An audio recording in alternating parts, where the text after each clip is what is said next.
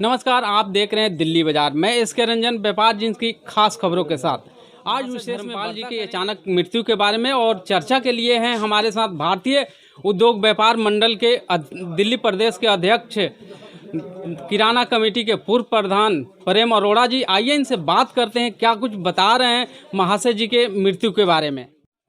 प्रेम जी, दिल्ली बाजार में आपका स्वागत है। धन्यवाद सर, नम आंखों से पहला क्वेश्चन आपसे, धर्मपाल जी का अचानक निधन हुआ, इस संबंध में आपका क्या कहना है? देखो जी, बात ये है, उनकी उम्र 98 वर्ष की हो गई थी। बाकी 2 साल से किसी को उम्मीद भी नहीं थी कि ये अचानक ऐसे चले जाएंगे। थोड़ी सी तबीयत खराब हुई, उसके बाद ठीक भी हो गए। 2-4 दिन पहले ही मुझे कहने लगे कि प्रेम जी आप घर चलना है हॉस्पिटल से। आप 5-7 दिन से हॉस्पिटल में एडमिट थे, पर प्रभु की लीला है, अचानक हार्ट अटैक आया। और मसाला जगत महाशय धर्मपाल जी के निधन किस तरह भरपाई करेगी? बात ये है, मसाला उद्योग सबसे पहले शुरू करने वाले महाशय जी थे। बहुत पुरानी बात है, घरों में औरतें मसाला साबुत लाकर पीसती थी, तो वो कहने लगे इसका स्टाइल बदलना चाहिए। तो सबसे पहले उन्होंने ये मसाले का काम शुरू किया और बढ़िया सी पैकिंग की, मसाला पिसवा के उसकी पैकिंग बेचनी। और सबसे बड़ी बात ये है, उन्होंने 3 बातों का ध्यान रखा। पहली बात तो ये मिलावट नहीं होनी चाहिए। दूसरी बात उन्होंने बोला मैं शुद्ध मसाला सब घरों में भेजूँगा और एक से बढ़िया एक स्वाद बनाकर मसाला बनाऊंगा। बगैर पढ़े लिखे उन्होंने पौने 5 क्लास पास करके मसालों में पीएचडी की। कई मसालों की खोज की, जैसे मेथी पत्ता है, चाट मसाला है, किचन किंग है, काफ़ी चीज़ें उनकी थी। महाशय जी को तंगा वाला के नाम से भी जाना जाता है, इसके पीछे राज क्या है? राज ये है, जब ये पाकिस्तान से आए थे तो इनको थोड़ा घोड़े का शौक था, घुड़सवारी का। तो इन्होंने सोचा यहाँ पर खाली बैठने से तो बेहतर यह है चलो टांगा चलाएं। वो 5-7 दिन इन्होंने टांगा चलाया। उसके बाद इन्होंने सोचा कि ये हमारा काम तो मसाले का था, इस टांगा चलाने में गालियाँ भी निकालनी पड़ती हैं, इसलिए क्यों ना अपना काम किया जाए। फिर इन्होंने मसाले का काम शुरू किया। सर, मसाला व्यापार उन्होंने कहाँ से शुरू किया था? मसाला ये दिल्ली आकर, पहले पाकिस्तान में इनका कारोबार था मसाले का, हल्दी मिर्च धनिया। ये महाशय जी जब पाकिस्तान में थे तब भी दिल्ली आते थे, फरीदाबाद से मेहंदी लेने आते थे, दिल्ली से भी कुछ मिर्चें जाती थी, अमृतसर से जाती थी। तो कहने का मतलब ये है, तब भी इनको ये शौक़ था कि मैं साबुत मसाले जहाँ पैदा होते हैं वहाँ से लाकर उनको पिस के बेचें। सर, दिल्ली के खारी बावली से उनका क्या संबंध था? सबसे पहले खारी बावली में दुकान कटरा मैदगरान में शुरू की थी इन्होंने, और वहाँ पर बहुत सुंदर दुकान बनाकर, पुड़ियाँ बनाकर वहाँ पर बेची। फिर इनकी देगी मिर्च पाकिस्तान में भी बड़ी मशहूर थी, वहाँ देगी मिर्च से काम शुरू किया।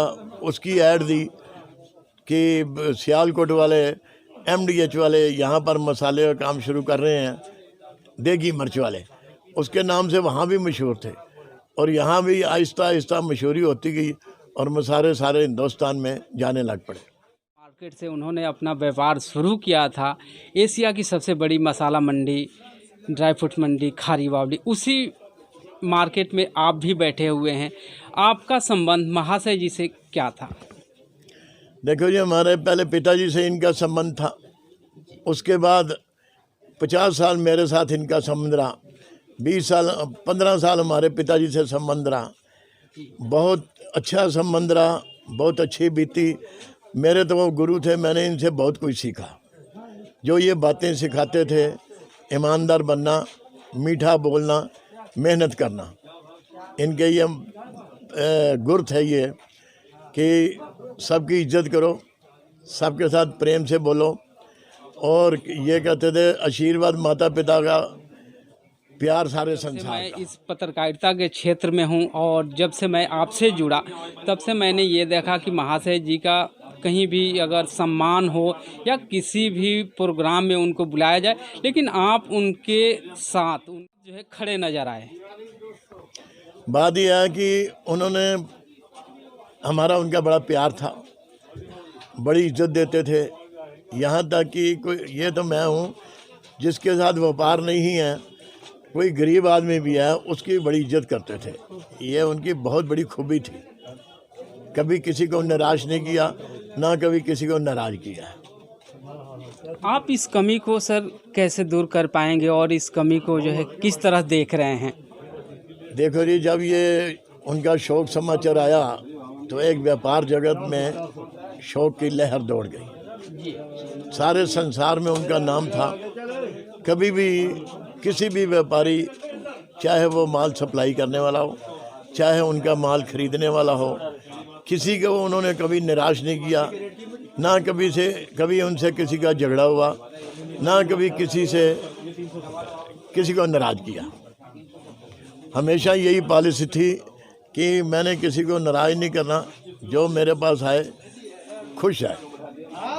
सर, पद्म भूषण महाशय धर्मपाल गुलाटी जी का अचानक निधन होना, मसाला व्यापार में सन्नाटा छा जाना, भारत ही नहीं पूरी दुनिया में एमडीएच का एक आगे जो है, मैं किसी मसाला को मैंने नहीं देखा। इस बुलंदी पर पहुंचने का राज क्या था उनका? सबसे बड़ी बात यह है, उन्होंने सबको प्यार दिया, पहली बात। दूसरी बात, ईमानदारी से व्यापार किया। जो सबसे बड़ी बात यह है, उनकी कमाई के साथ धर्म जुड़ा हुआ था। उन्होंने स्वास्थ्य में, पढ़ाई शिक्षा में गरीबों के मसीहा थे, बड़ा दयावान और कर्मयोगी। एक टाइम की उनकी बड़ी पंक्चुअलिटी थी, जिसको टाइम दिया जो अच्छा। फिर तीसरी बात यह है, कोई भी अच्छा काम उसके लिए डिसीजन बहुत जल्दी लेते थे। ये उनकी कामयाबी के राज थे। कभी भी उन्होंने किसी चीज़ को लेट नहीं किया, ना ही लटकाया। अच्छा काम हो तो उसको फटाफट करने की उनकी जी। गत दिनों देखा गया, जब महाशय धर्मपाल जी हॉस्पिटल में थे तब देशभक्ति गाने सुन रहे थे। उनके हाथों में जान कम थे, लेकिन उनकी हौसला को देख करके उनकी जो है देशभक्ति का जो एक जोश होता है, भक्ति के बारे में आप क्या कहना चाहेंगे? बात यह जी, मानव सेवा और देशभक्ति उनके अंदर कूट कूट के भरी हुई थी। पहली बात यह है, जब भी अपने हिंदुस्तान पे कोई भी विपदा आई, उन्होंने तन मन धन से पूरा सहयोग दिया।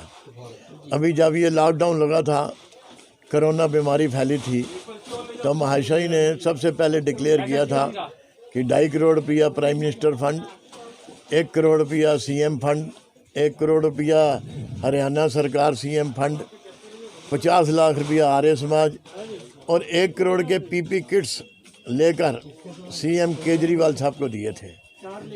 पहली बात। दूसरी बात यह है कि अपना कभी भी देश में कभी भी कोई विपदा आई, जैसे लड़ाई लगी पाकिस्तान के साथ, तब भी उन्होंने बहुत योगदान दिया था। ये तो थी देशभक्ति।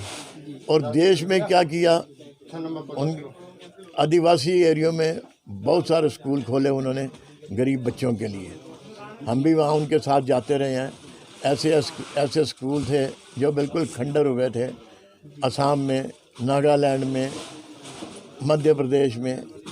उन सब को बनवाया, वहाँ पर टीचरों का अरेंजमेंट किया। कहने का मतलब ये है, बच्चों की पढ़ाई के लिए, स्वास्थ्य के लिए, जैसे मैंने बताया था, और इसकी तरफ बहुत ध्यान था। फिर उनको भजन सुनने का, बाजा बजाने का, भजन बोलने का बहुत शौक था। सर, आज भी सुनने में आता है, देखने में आता है कि महाशय धर्मपाल जी की जितनी भी कंपनी हो या मसाला फैक्ट्री हो या ऑफिसेज हो, वहाँ पर आज भी आर्य समाज विधि से पहले यज्ञ हवन होता है, तत्पश्चात ही वहाँ कार्य की शुरुआत जो है होती है, सभी जो आते हैं। इस संबंध में आप क्या कहेंगे?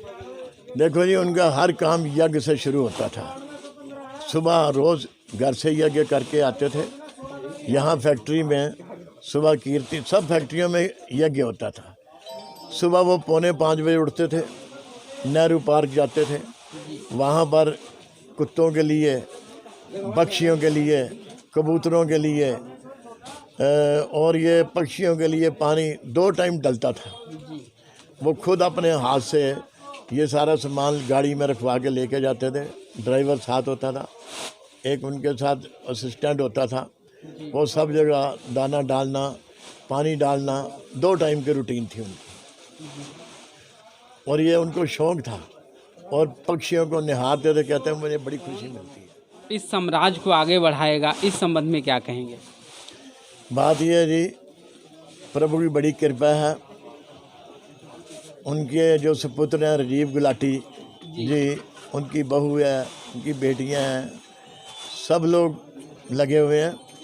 और राजीव जी अपने पिताजी के जो उनके धर्म के काम थे जो चल रहे हैं, उनको और ज़्यादा बढ़ाएंगे और व्यापार को भी खूब आगे बढ़ाएंगे। मैं इनके साथ काफ़ी मुझे रहने का मौका मिला है। उनकी भी ये हसरत है कि मैं अपने पिताजी का नाम और रोशन करूं और MDH का भी नाम बढ़ाऊं, कारोबार भी बढ़ाऊं और धर्म के काम जो वो चला गए थे उसको और ज़्यादा करना है उन्होंने।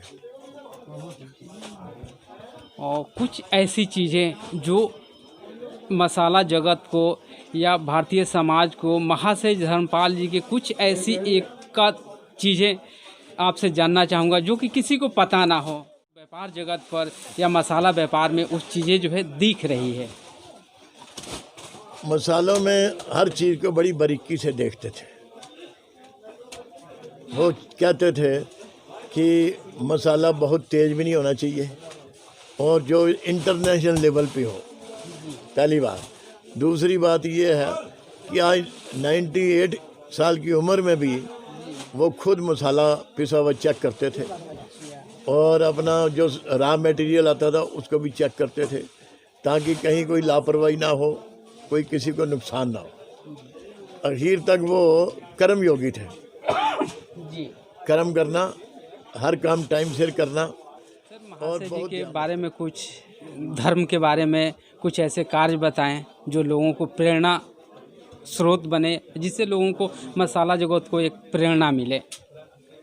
बात यह, अगर कमाई आदमी करे तो उसके साथ धर्म जरूर जुड़ा होना चाहिए जी। जो उनका मुहावरा था, गुर था या मूल मंत्र कह लो, ईमानदार बनना, मेहनत करना, मीठा बोलना, कृपा परमपिता परमात्मा की, आशीर्वाद माता पिता का, प्यार सारे संसार का, ये उनका फार्मूला समझ लो या मूल मंत्र था। ये बच्चों को स्कूलों में जाके सबको बताते थे। फिर उन्होंने कई स्कूल खोले, कई गौशालाएं खुली, कई अपना हॉस्पिटलों में उनका खूब योगदान रहा। ऑन दी होल व्यापारी होने के नाते एक गरीबों के मसीहा और गरीबों की सेवा करना उनको बड़ी खुशी मिलती थी। वो कहते थे जो भाग्य में लिखा वो तो मिलेगा ही मिलेगा, बाकी कर्म अच्छे करे आदमी तो किसी बात की कमी नहीं होती प्रभु की कृपा से। सर, चलते चलते आपसे जानना चाहेंगे कि यहाँ आपकी जो संस्थान है, जो दुकान है, यहाँ 2 फोटोग्राफ्स मुझे जो है दिख रहे हैं। हाँ जी, इस फोटोग्राफ के बारे में ये देखो जी, एकदम गुरु नानक देव जी का लगा हुआ है जी। मैं गुरु नानक देव जी के असूलों को भी बहुत मानता हूँ और आर्य समाज के असूलों को भी मानता हूँ। हमें जो चीज़ अच्छी हो वो अपनानी चाहिए, चाहे किसी धर्म की हो। दूसरी बात, हमारे पिताजी का फोटो लगा हुआ है। जैसे माशाई ने बोला, माता पिता की सेवा करनी चाहिए, उनका नाम करना चाहिए। हमारे पिताजी ने, माता जी ने बड़े अच्छे गुर दिए, बड़े अच्छे संस्कार दिए। बहुत सबसे बड़ी बात जो है, एक माशाई जी में नम्रता थी, हमने भी नम्रता अपनाई और कभी भी किसी के साथ धोखाधड़ी या बेईमानी नहीं की। चाहे मैं प्रधान रहा किराना कमेटी का, उस वक्त भी कोई ये नहीं कह सकता कि प्रेम जी ने कोई गड़बड़ी की हो या गलत काम किया हो। वही हमारी सफलता का राज है। सर, दिल्ली बाज़ार से बात करने के लिए आपका बहुत बहुत धन्यवाद। धन्यवाद जी।